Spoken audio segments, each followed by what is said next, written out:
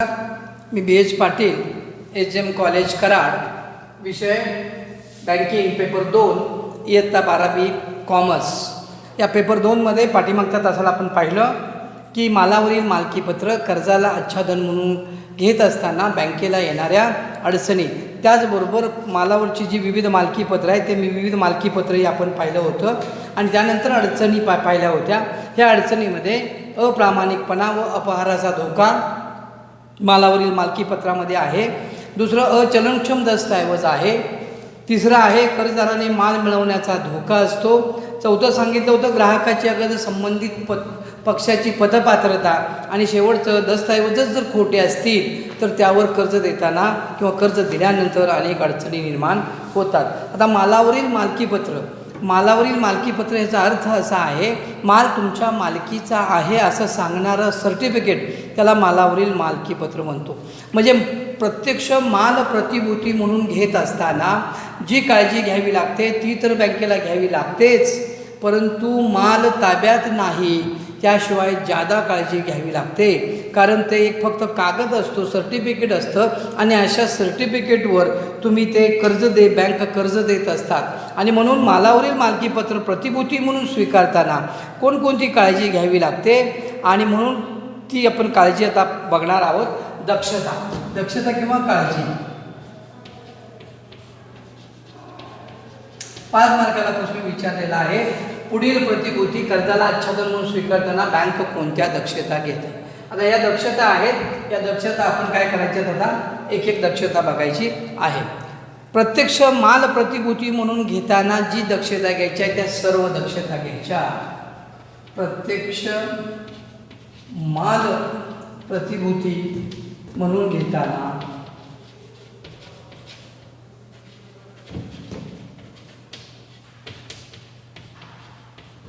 ज्या दक्षता आहेत त्या सर्व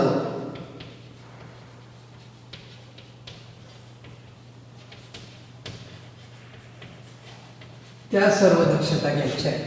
म्हणजे काय, उत्पादन व माल प्रतिभूती म्हणून स्वीकारत असताना तुम्ही मागच्या तासाला आपण पाहिलं की 12-13 दक्षता आहेत. तो माल, त्याचा परिमाण, त्याचा दर्जा, त्या ग्राहकाची पत, माल प्रत्यक्ष आहे का त्याची चाचपणी केली पाहिजे, त्याची बाजारातील किंमत, त्याची मार्केटमधील किंमत, मालाच्या किमतीतील चढ उतार कसा आहे, किती कर्ज द्यायचं आहे, या सगळ्या गोष्टी बँकेनं दक्षता म्हणून घ्यायच्या आहेत. म्हणजे प्रत्यक्ष माल प्रतिभूती म्हणून घेत असताना जी दक्षता असते ती सर्व दक्षता तर घ्यायच्या आहेत. शिवाय कर्जाची परतफेड केली नाही तर मालकीपत्रात लिहिलेला माल ताब्यात घ्यायचा असतो आणि तो मग ताब्यात घेतल्यानंतर कायदेशीर विक्री करून त्याची रक्कम मिळणार असते. आणि म्हणून या सर्व गोष्टी ज्या आहेत या सर्व गोष्टी मालावरील मालकीपत्रसुद्धा कर्जाला आच्छादन म्हणून घेताना बँकेनं त्याच्या दक्षता घेणं आवश्यक आहे. दुसरं आहे की मालकीपत्राचा खरेपणा. म्हणजे काल आपण बघितलं होतं त्यामध्ये अर्थ दस्तऐवज खोटे असण्याची शक्यता आहे. दक्षता काय त्यावर येते, मालकीपत्राचा खरेपणा. एखाद्या मालावरील मालकीपत्र कर्जाला आच्छादन म्हणून जर बँकेला दिलेलं असेल तर बँकेनं ते मालकीपत्र खरं आहे की नाही हे खात्री केली पाहिजे. मालकीपत्र खरं कसं ओळखायचं तर त्याच्या मालकीपत्र खरे ओळखण्याच्या कसोट्या असतात किंवा ज्याने मालकीपत्र दिलेलं आहे त्यांना प्रत्यक्ष कॉन्टॅक्ट करून, फोन करून, अलीकडच्या काळामध्ये मोबाईलमुळं हे सगळी कामं झटपट होऊ शकतात आणि म्हणून फोन करून विचारून मालकीपत्राची खात्री केली पाहिजे. बऱ्याच वेळेला असं होतं की आपल्याला आता नोटा बघितलेत आपण, या खऱ्या नोटामध्ये खोट्या नोटा अनेक मिसळल्या जातात आणि खोटी नोट आपल्या हातात जरी आली तरी आपल्याला ती खरी वाटते. इतकी ती खऱ्या नोटे एवढी हुबेहूब तयार केलेली असते. असे जर मालकीपत्र तयार केलेले असतील तर या मालकीपत्रामध्ये लिहिलेला माल प्रत्यक्ष असत नाही, कुणाच्याही ताब्यात असत नाही, मालकीपत्रच खोटं आहे आणि बँकेकडून कर्ज दिलं गेलं तर दिलेल्या कर्जाची व्याजासह परतफेड, कर्जही येणार नाही, त्यावर होणारं व्याजही येणार नाही आणि असा ग्राहक मला सहजपणे फसवू शकतो. म्हणून मालकीपत्राचा खरेपणा पाहिला पाहिजे. मालकीपत्रातील अटी पाहिल्या पाहिजेत. बँकेनं कर्ज देताना मालकीपत्रातील अटी. आता मालकीपत्रातील अटी कोण लिहितं तर मालकीपत्र ज्यानं दिलेलं आहे ते अटी लिहितात. मी तुम्हाला परवा सांगितलं होतं की आंतरराष्ट्रीय व्यापारामध्ये माल बोटीतून एका देशातून दुसऱ्या देशात येत असताना माल बोटीत चढवल्यानंतर बोटीचा उपकप्तान मालाच्या बांधणीविषयीचा शेरा त्यावर मारतो.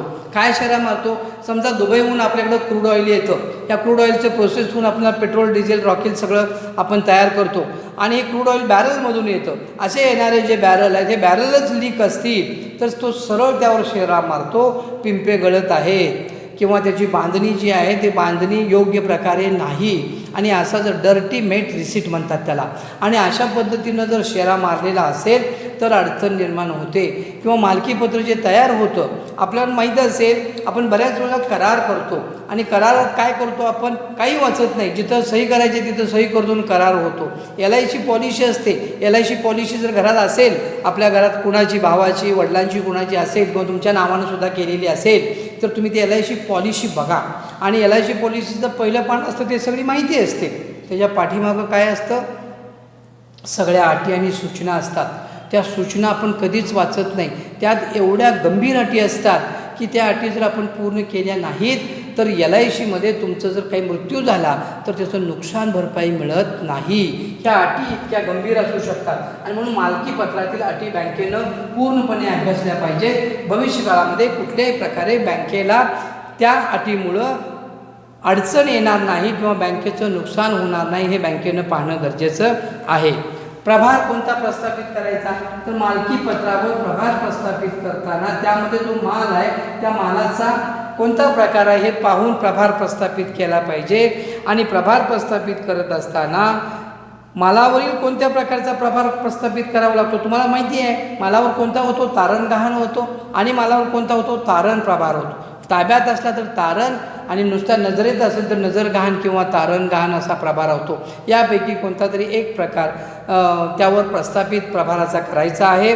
आणि मग मालामधील दोष काय दिलेत का, माल कशा पद्धतीचा आहे, तो मालामधील दोष बँकेनं अभ्यासले पाहिजे. मालामधील दोष म्हणजे काय, जो माल येणार आहे तो माल नाशवंत आहे का, तो माल टिकाऊ आहे का, तो माल नीट हाताळला नाही तर त्याची किंमत शून्य होऊ शकते. उदाहरणार्थ काच वस्तूसारखी असतील, इलेक्ट्रॉनिक्स वस्तू असतील, फ्रीजसारखे वस्तू असतील तर या ठिकाणी ते हाताळायचं कसं असं त्यावर सूचना दिलेली असते. त्या पद्धतीनं ते जर हाताळलं गेलं नाही प्रवासामध्ये तर त्याचं नुकसान पोचू शकतं आणि जर नुकसान पोचलं तर दिलेलं कर्ज त्या मालाच्या विक्रीतून बँकेला परत मिळू शकणार नाही. आणि म्हणून मालामधील काही दोष असतील तर ते दोष वाचले पाहिजेत. ते दोष नवभरणपत्रात असतात, ते रेल्वेमध्ये असतात, ते बऱ्याच वेळेला वखारवाल्याच्या प्रमाणपत्रामध्ये सुद्धा असतात. वखारीत माल तुम्ही ठेवलेला आहे एखाद्या व्यावसायिकानं आणि ठेवलेला माल धान्य असेल आणि धान्य किडलेलं आहे तर तो सरळ शेरा मारतो त्यावर, धान्याची क्वालिटी काय प्रकारची आहे. पण मालातच दोष असेल आणि पुढं 4 महिन्यासाठी कर्ज देणार असाल, आजच माल खराब व्हायला लागलेला आहे, 4 महिन्यानंतर त्या मालाची अवस्था काय होईल हे जर लक्षात आलं तर बँकेला मग दिलेलं कर्ज वसूल करण्यामध्ये अडचण नसते. परंतु हे लक्षातच आलं नाही मालामधला दोष तर बँकेला भविष्यकाळामध्ये अडचणी निर्माण होऊ शकतात. अवेष्टन किंवा बांधणी, मालाचं आवेष्टन सर्वात महत्त्वाचं आहे. आंतरराष्ट्रीय व्यापारामध्ये आवेष्टनाला खूप महत्त्व आहे, अंतर्गत व्यापाराला थोडंसं आवेष्टनाला कमी महत्त्व आहे. मालाची बांधणी कशी असली पाहिजे, सुबक तर असलीच पाहिजे पण मजबूत बांधणी असली पाहिजे. का तर माल बऱ्याच वेळा आंतरराष्ट्रीय व्यापारामधून एका ठिकाणाहून दुसऱ्या ठिकाणी पोहोचेपर्यंत तो 10 वेळा उतरला जातो, 10 वेळा माल चढवला जातो.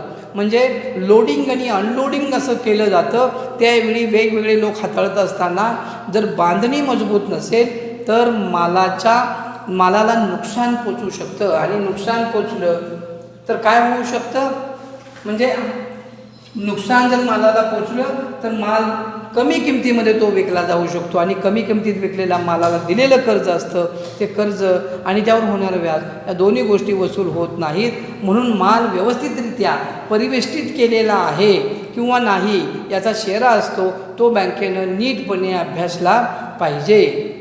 त्याला अवेष्टन किंवा बांधणी म्हणलेला आहे. मालकी पत्रावरील अग्रिमी दिल्याची वाहतूक कंपनी सूचना. आता ही जी वाहतूक कंपनी आहे त्या वाहतूक कंपनीला अग्रिमाची सूचना की तुमच्या जवळ असणारा माल आहे अग्रिमे दिलेची सूचना, तुमच्याजवळ जो माल आहे त्या मालावर बँकेनं कर्ज दिलेलं आहे अशी त्या सूचना दिली पाहिजे. उदाहरणार्थ रेल्वेनं माल पाठवला, रेल्वे पावती आहे आणि रेल्वे पावतीवर कर्ज दिलं असेल आणि माल तो रेल्वेच्या ताब्यात असेल, तर ज्यांनी कर्ज दिलं त्या बँकेनं त्या रेल्वे कंपनीला किंवा आपल्याकडं रेल्वे कंपनी ही भारतीय केंद्र शासनाची आहे, त्यामध्ये रेल्वे अधिकाऱ्याला कळवलं पाहिजे की तुमच्या ताब्यात या व्यक्तीचा माल आहे, तो माल जो आहे त्या मालावर मालकीपत्र आमच्या ताब्यात असून त्यावर कर्ज दिलेलं आहे, अग्रिमे दिलेले आहेत आणि मग त्याची नोंद त्या रेल्वे अधिकाऱ्याकडे होते. जर रेल्वे अधिकाऱ्याकडे नोंद झाली तर रेल्वे अधिकारी तोपर्यंत त्याला माल देणार नाही जोपर्यंत बँकेकडून पावती येत नाही.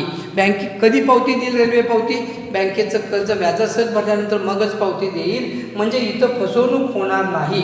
म्हणून अग्रिमे जे देतात त्या अग्रिमे दिलेल्या संस्थेनं ज्याच्या ताब्यात माल आहे त्या वाहतूक कंपनीला कळवणं आवश्यक आहे. आता विश्वासू ग्राहक कुणाला द्यायचं? तर विश्वासू ग्राहकालाच मालावरील मालकीपत्रावर कर्ज द्यायचं. विश्वासू ग्राहक म्हणजे काय? विश्वासू ग्राहक म्हणजे बँकेशी व्यवहार करत असलेली व्यक्ती, कर्मचारी असेल तो बँकेच्या दृष्टीनं विश्वासाला पात्र असला पाहिजे. म्हणजे त्यानं आत्तापर्यंत केलेले व्यवहार, त्याची असणारी व्यवहार करण्याची पद्धत, त्याचबरोबर त्याची असणारी संपत्ती, या सगळ्या गोष्टी जर विचारात घेतल्या तर तो विश्वासाला पात्र असला पाहिजे. बँकेची कधीही त्यानं फसवणूक केली नसली पाहिजे, त्याचबरोबर त्यानं इतर बँकांचीही फसवणूक केली नसली पाहिजे. या सगळ्या गोष्टी विचारात घेऊन मग अशा विश्वासू ग्राहकाला काय द्यायचं आहे? कर्ज द्यायचं आहे. आणि किती फरक ठेवायचा किंवा तफावत किती ठेवायची? आता तफावत ठेवत असताना फरक किंवा तफावत, पाठीमागं फरक म्हणजे काय आपण पाहिले, तफावत म्हणजे काय पाहिले, त्याचं डिटेल्स सगळं पाहिलेलं आहे. किती ठेवायचा? तर मालाचं जे स्वरूप आहे, माल कोणत्या प्रकारचा आहे, मालाची किंमत काय आहे आणि माल टिकाऊ आहे की नाशवंत आहे, या सगळ्या गोष्टीचा विचार करून त्यावर योग्य तो फरक ठेवावा. तर बऱ्याच वेळेला असं होतं, तो फरक किती ठेवावा याविषयी अधिकार बँकेला असत नाही.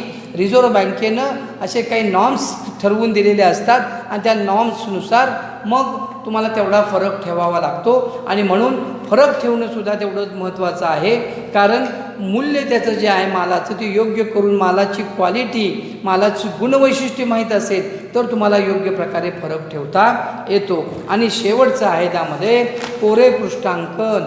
कोरे पृष्ठांकन करून घ्यायचं. कोरे पृष्ठांकन म्हणजे काय? त्या दस्तऐवजाच्या पाठीमागं त्या ग्राहकाकडून कर्ज देत असताना बँकेच्या नावानं तो दस्तऐवज करून घ्यायचा आणि बँकेला याचा सर्व अधिकार मिळण्याविषयी त्यानं लिहायचं आणि सही करायची आहे. असं कोऱ्या पृष्ठांक म्हणजे कोऱ्या कागदावर ते बँक लिहून घेते. भविष्यकाळामध्ये जर समजा कर्जदारानं कर्जाची परतफेड वेळेवर केली नाही आणि बँकेनं दिलेल्या पत्राला उत्तरही दिलं नाही तर अशा प्रकारचे मालावरील मालकीपत्र एक पृष्ठांकन करून बँकेच्या नावानं करून घेऊन बँकेनं तो माल सोडवून आणावा लागतो. आणि सोडवून आणल्यानंतर मग बँकेला काय होतं, त्या मालाचे कायदेशीर विक्री करता येते आणि दिलेलं कर्ज व्याजासहित वसूल करता येतं. अशा पद्धतीनं मालावरील मालकीपत्रावर अग्रिमे देत असताना बँकेला दक्षता घ्यावी लागते. या 10 दक्षता तुम्हाला जे दिलेल्या आहेत, या 10 दक्षता सगळ्यात महत्त्वाचं काय आहे तर तुम्हाला बऱ्याच वेळेला परीक्षेमध्ये विचारलेलं आहे की मालावरील मालकीपत्र कर्जाला आच्छादन म्हणून स्वीकारत असताना बँक कोणत्या दक्षता घेते, सविस्तर स्पष्ट करा. याच्यानंतरचा जो भाग आहे त्यामध्ये एक आता अलीकडच्या काळामध्ये न्यास पावती किंवा ट्रस्ट म्हणजे विश्वास, ट्रस्ट रिसीट. हे ट्रस्ट रिसीट काय आहे 1-2 मिनिटांमध्ये तुम्हाला सांगतो. न्यास पावती, ट्रस्ट रिसीट.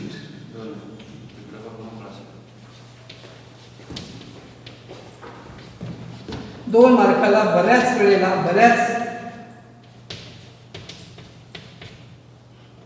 वेळेला मी ज्यावेळी म्हणतो त्यावेळी ते तुम्ही जर मागच्या 5 वर्षाच्या प्रश्नपत्रिका काढल्या तर 3 ते 4 वेळा तो प्रश्न विचारलेला आहे. न्यास पावती म्हणजे काय किंवा न्यास पावतीवरून माहिती लिहा. इकडं लक्ष द्या. न्यास पावती म्हणजे काय तर न्यास पावती म्हणजे ज्यावेळी एखाद्या मालावरील मालकीपत्रावर बँकेनं कर्ज दिलेलं असतं आणि कर्ज दिल्यानंतर ती मालावरील मालकीपत्र बँकेच्या ताब्यात असतं आणि बँकेच्या ताब्यात मालकीपत्र असल्यामुळं तो माल ज्याच्या नावानं ते मालकीपत्र आहे त्या ग्राहकाला मिळत नाही, कारण त्यानं कर्ज घेतलेलं आहे. बँक त्यावेळी त्याचं मालकीपत्र देते ज्यावेळी संपूर्ण रक्कम कर्जाची व्याजासह बँकेत आणून भरले की मग मालकीपत्र त्या ग्राहकाला देते. ते मालकीपत्र ग्राहक घेऊन पुन्हा संबंधित पार्टीकडे जाऊन तो माल सोडवून घेतो. म्हणजे रेल्वे पावती जर बँकेच्या ताब्यात असेल आणि ग्राहकाला माल सोडवून घ्यायचा असेल तर रेल्वे पावतीची आवश्यकता असते, आणि त्या रेल्वे पावतीवर बँकेकडून कर्ज घेतलं असेल तर बँकेच्या ताब्यात रेल्वे पावती असते. ती रेल्वे पावती बँकेकडून मागून घ्यायची, माल सोडवून आणायचा म्हटलं तर बँक दिलेलं कर्ज आणि व्याज सगळं भरल्याशिवाय तुम्हाला रेल्वे पावती ताब्यात देत नाही. अशा वेळी काय होतं, तो ग्राहक बँकेला असं म्हणतो की या रेल्वे पावतीमध्ये लिहिलेला माल हा माझ्या मालकीचा आहे, मी त्यावर कर्ज घेतलेला आहे, पण मला तुमचं जर कर्ज परत करायचं असेल तर हा रेल्वे पावतीत लिहिलेला माल सोडवून आणायला पाहिजे मला, तो मग मी विकणार, त्यामध्ये मला जे पैसे मिळणार त्यातून मी तुमचं कर्ज भागवणार. ही जर ग्राहकाची भूमिका असेल आणि बँकेनं रेल्वे पावती जर दिली आणि त्या ग्राहकानं माल सोडवून आणला आणि तो माल मार्केटमध्ये विकला आणि बँकेचे पैसेच दिले नाहीत तर बँकेचं दिलेलं कर्ज वसूल होणार नाही, बँक अडचणीत येऊ शकते आणि बँकेकडे रेल्वे पावतीही राहिलेली नाही. अशा वेळी बँक काय करते, बँक ग्राहकाकडून एक पावती लिहून घेते. त्या पावतीमध्ये असं म्हटलेलं असतं की या पावतीमध्ये ही रेल्वे पावती बँकेच्या मालकीची असून या रेल्वे पावतीमध्ये मालावरील मालकीपत्रामध्ये लिहिलेला माल हा संपूर्ण बँकेच्या मालकीचा असून बँकेचा विश्वस्त या नात्याने ती पावती माझ्याकडं राहील व त्या पावतीतील माल माझ्याकडं राहील. तो माल आणि मालातून येणारी रक्कम बँकेने मागणी करताच मी बँकेला परत करेन. अशा पद्धतीनं एक बँक त्या ग्राहकाकडून पावती लिहून घेते आणि मग मालावरील मालकीपत्र देते. जी पावती लिहून घेते त्या पावतीला न्यास पावती किंवा ट्रस्ट रेसिट असे म्हणतात. तुम्हाला नोट्समध्ये मी दिलेलं आहे, नोट्स दिलेले आहेत त्यामध्ये तुम्ही वाचून बघा. आणि न्यास पावती जी आहे ही न्यास पावतीवर बऱ्याच वेळेला प्रश्न विचारण्यात आलेला आहे आणि म्हणून आजच्या या तासाला तुम्हाला मी आता मालावरील मालकीपत्र स्वीकारत असताना घ्यावयाची दक्षता आणि न्यास पावती अशा 2 गोष्टी सांगितलेल्या आहेत. अशा प्रकारे 4 मालावरील मालकीपत्र आपले कंप्लीट झालेले आहेत. हे 4 मालकीपत्र कंप्लीट जे झालेले आहेत ते कोणते कोणते, शेअर्स, LIC पॉलिसी, उत्पादन व माल आणि मालावरील मालकीपत्र. पुढचं जे दस्तऐवज सर्वात महत्त्वाचं आहे ते म्हणजे प्रतिभूती, जमीन आणि इमारत. ही जी जमीन आणि इमारत जी आहे ही जमीन आणि इमारत राहिलेला भाग आहे आम्ही नंतरच्या तासाला घेणार आहोत. याचं आता इंट्रोडक्शन करणार कारण ते होणारही नाही आणि म्हणून आता आपण इथंच थांबतोय. Thank you very much.